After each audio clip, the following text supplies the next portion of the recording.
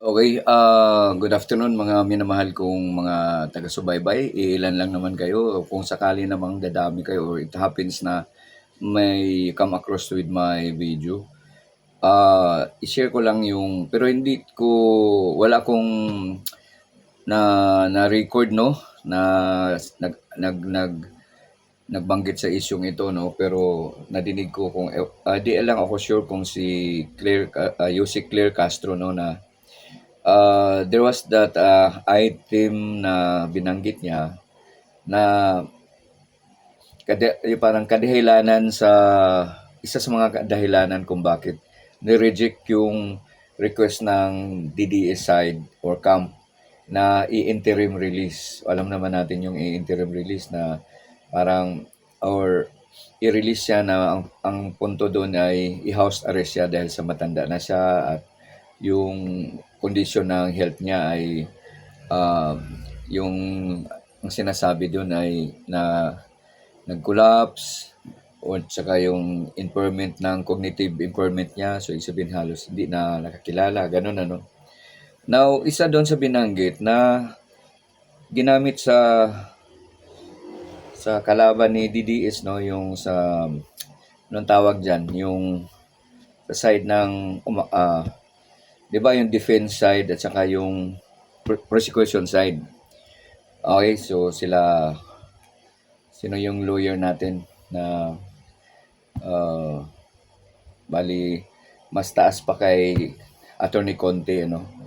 So, ang binanggit doon, kung tama ako, si Yusek Claire Castro ang nagbanggit na na kadating sa ICC na sinabi ni BP Sara na yung 16 million ba yun, iniinganyo niya na i-jailbreak. Miscarriage of justice. Anong panuntunan ng ginamit? Base sa mga ebidensya, mga kalukuhan ninyo, lalong-lalo yung sinabi ng kapatid mo, i-jailbreak na lang ang tatay mo, o yun na lang eh. Yun ang gusto nyong gawin, o ibig sabihin, hindi talaga pwedeng pakawalan si Digong kasi once na interim release, house arrest, itatakbo ninyo.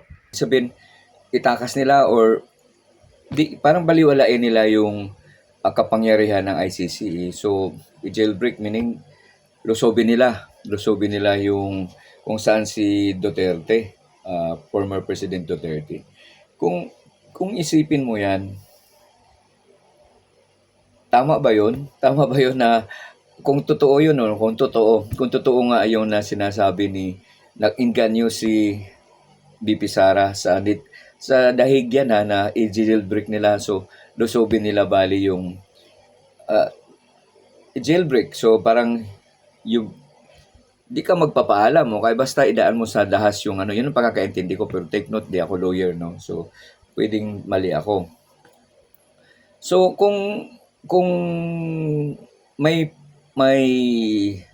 pre ba yun na nag-inganyo nga si BP Sara at nakarating doon sa ICC, pinadating sa prosecution ng ICC na nag-inganyo ito si BP Sara na i-jailbreak. So, anong ibig sabihin nun? So, parang binaliwala mo yung batas ng ICC na hindi mo whether papayag ka o hindi, basta itakas nyo or dalhin nyo pabalik si PRRD.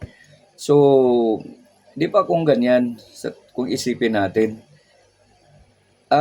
siyempre, hukuman yan, di ba?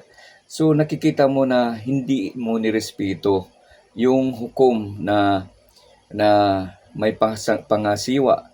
At international yan, hindi naman yan na Pilipinas lang na pwedeng tulad nito sa Pilipinas na kitang-kita na pinapaboran ng 15 senators na i-house arrest na lang si PRRD. So, kasi tayo, kapwa tayo Pilipino, di ba?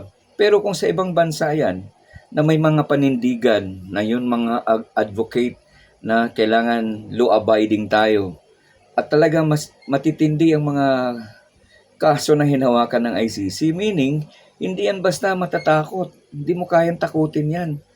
Di ba? So, di ba expected na talagang i-deny nga yan kasi ano ang sinasabi sa side ng mga nag-akusa kay former President Duterte na panganib siya kapag pinakawalan dahil may kapit pa siya sa mga matataas na tao sa Pilipinas.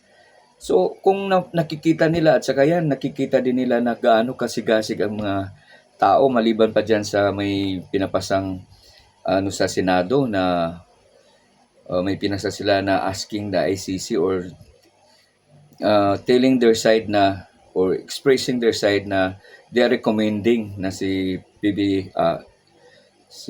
former President Duterte ay i-house arrest. So, yung pinakamatindi doon yung sinabihin kung totoo yung or kung may preba na nakarating sa ICC na i-jailbreak. Yun sobra yun, di ba? Makikita mo na talagang hindi nakakatakot talaga kapag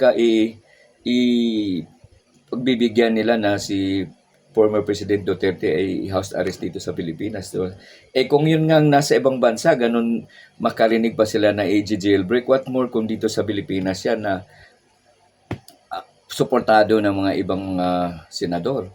At alam mo naman kung gaano ka-powerful ang mga senador sa bayan natin, di ba?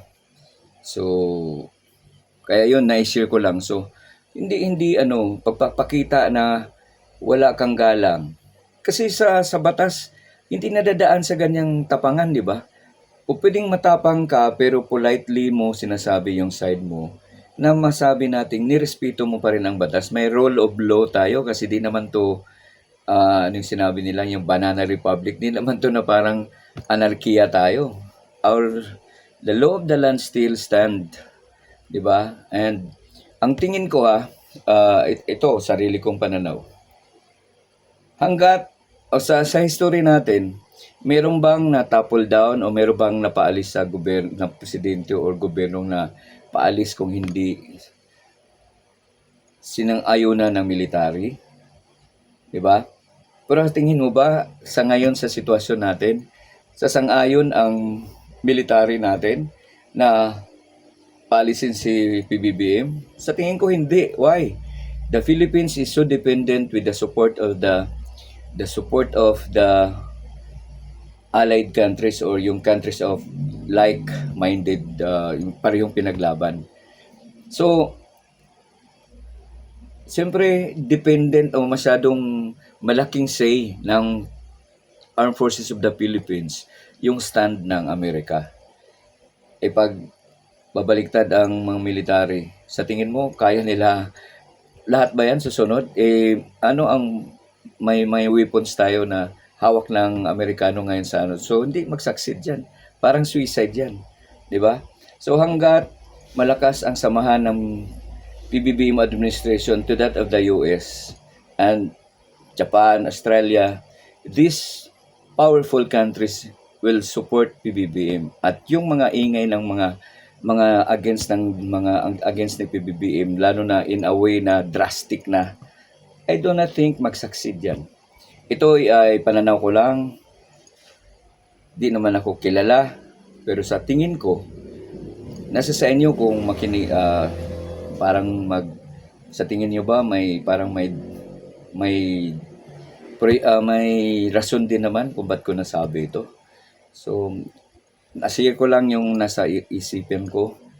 Nasa sa inyo kung anong take ninyo. Maraming salamat.